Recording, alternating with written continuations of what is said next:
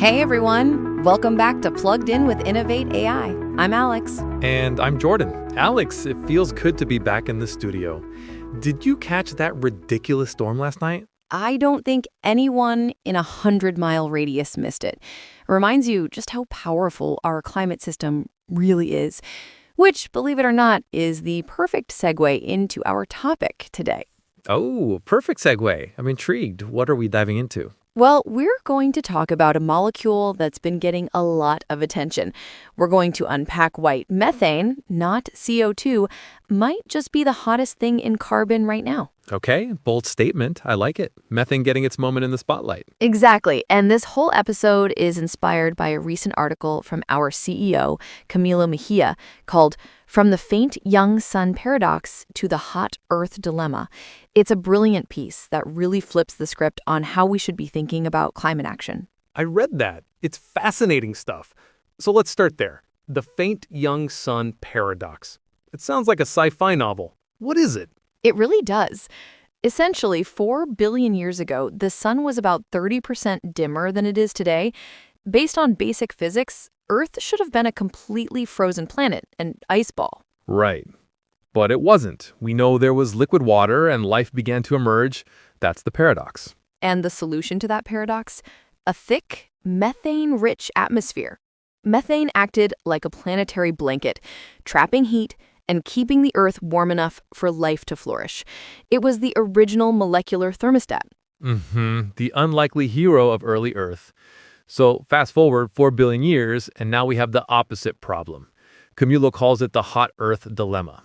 The sun is bright, the atmospheric blanket is way too thick, and the same molecule that once saved us is now, well, a major problem. A huge problem.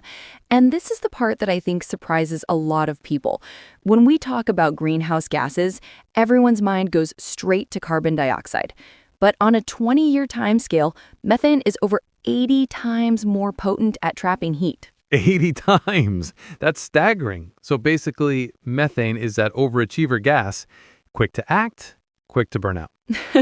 That is the perfect way to put it. But that quick to burn out part is crucial. It only stays in the atmosphere for about a decade, compared to centuries for CO2. Right, which means if we stop emitting it, the warming effect disappears much faster. Precisely. This is what Camilo's article frames as the physics of prevention. He calls it methane abatement a thermodynamic control lever. It's not just about reducing future warming, it's about creating immediate cooling potential. That's such a powerful concept, a control lever. So when we seal a methane leak from a pipeline or a well, You are not just preventing pollution. You are actively lowering Earth's radiative blanket in that moment. It's a direct, measurable intervention with an immediate effect on the planet's energy balance. it's like having a global thermostat and finally finding the dial to turn it down a notch, right? Not waiting for some new technology in 2050. Totally. And that immediacy changes everything. It reframes climate action from a long-term, abstract goal into a series of tangible, present-tense actions we can take today. We can physically stop the warming, molecule by molecule. Okay, so if we can control it, the next logical step is to value it. The article talks about completing an evolutionary arc, turning methane from an ignored byproduct into a priced thermodynamic liability. Yes, this is where it gets really interesting for markets and finance.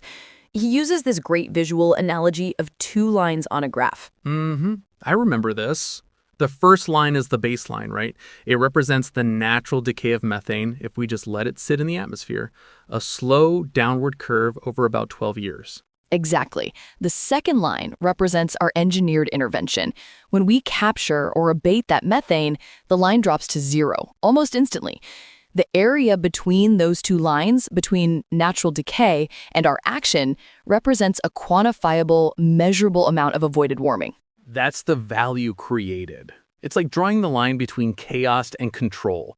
We're literally measuring our ability to impose order on a chaotic system. And that has a price. And once it has a price, it creates a powerful market incentive to act. This is what's causing a massive shift in climate finance. Investors are realizing that methane abatement isn't just good for the planet, it's a smart, fast-acting financial lever. Of course, because investors, especially in the voluntary carbon markets, they want to see impact within their investment cycle. They don't want to wait 50 years for a tree to grow. They want to know that their capital made a difference this quarter, this year. This is the big move from simple carbon accounting to what we call thermodynamic intelligence. It's a much more sophisticated way of looking at impact. The market is finally starting to value time, not just tons. That's a key distinction. A ton of methane emissions avoided today is far more valuable from a climate perspective than a ton of CO2 that you prevent from being emitted over the next 30 years. It's like Wall Street finally found a molecule with better short-term returns than Bitcoin. And unlike Bitcoin, this one actually, cools the planet. There is that. So this all sounds incredible in theory, but how do we make it happen in the real world? How do we measure and verify all of this? Yeah, because you can't price what you can't prove. And that's where Enovate Ai's technology becomes the enabling infrastructure. Our AI models, combined with IoT sensors and satellite data, allow us to move from estimation to quantification. We can detect leaks in real time, model their atmospheric impact, and verify when they've been sealed. So we provide the proof, the assurance framework that the market needs to trust that these actions are real and the impact is correctly calculated. Exactly. Every leak sealed isn't just a number in a report, it's a validated unit of thermodynamic control. That's measurable cooling that we can stand behind with data. It's really turning this massive liability into a tangible, actionable opportunity. The technology is finally catching up to the ambition. Speaking of technology catching up to ambition, that's a great time to shift gears. It's time for our weekly segment, The Tech Spotlight, where every week we pick one piece of Enovate AI technology and really dig into how it's changing the game for energy operators. Let's do it. Today, we're going deep into our production platform to talk about something called the IPR Composite Model. Okay, sounds technical.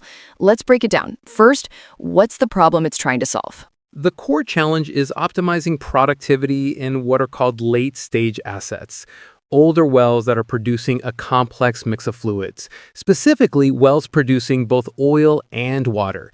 As a well ages, the water cut increases, and predicting how the well will perform becomes incredibly complicated. Right, because oil and water behave very differently under pressure. A simple model won't cut it. So what's the solution?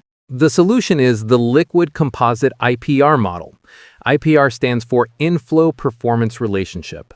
Our model, which is based on the proven Petrobras method, essentially uses two different equations simultaneously.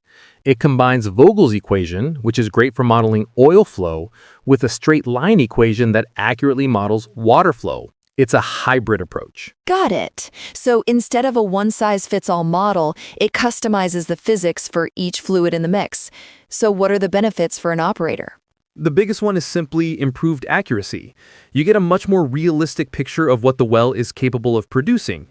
Think of it like having a real-time health tracker for the well, instead of just an annual checkup with a doctor who only knows about one type of symptom. That makes sense. Better accuracy naturally leads to better decision support. You can make smarter calls about artificial lift systems or when to adjust flow weights. Exactly, and that flows right into another key benefit. Forecasting. You can run scenarios with much higher confidence. What happens if the water cut increases by 5%? How does that affect my production targets? You're forecasting performance under pressure, literally. Literally. And this all ladders up to optimization, getting the most out of your existing assets, extending their productive life, and maximizing recovery. Right. It's flexible, it's adaptable, and it enhances overall reservoir management. It's a specialized tool for a complex job. So, to put it simply, more accuracy, better decisions, less waste. It's thermodynamic intelligence right at the wellhead. A perfect summary. And a great example of how granular, specific technologies roll up into that bigger picture of efficiency and control we were just talking about. Absolutely. Which brings us full circle. So, from a sun that was once too faint to an Earth that's now too hot, the story of methane has been quite a journey. It really has. It was the planet's thermostat then, and by actively managing it now, with the help of AI and real-time data, it can be a lever to restore balance once again. The unexpected hero of the climate story. I love that. A powerful way to end it. So, methane, thermodynamics, planetary history, and oil flow models, not bad for one episode, huh? Yeah, we just casually bridged 4 billion years of climate evolution and modern AI. But that's what makes these conversations so exciting. The story of energy is the story of progress, and innovation is how we write the next chapter. Couldn't agree more. Thanks so much for listening to Plugged In with Enovate AI. If you want to dive deeper into Camilo's full article, from the faint young sun paradox to the hot earth dilemma, check it out on LinkedIn. And if you like this episode, don't forget to follow us and catch up on past ones wherever you get your podcasts, YouTube, Spotify, and Apple Podcasts. Until next time, stay curious, stay innovative, and stay plugged in.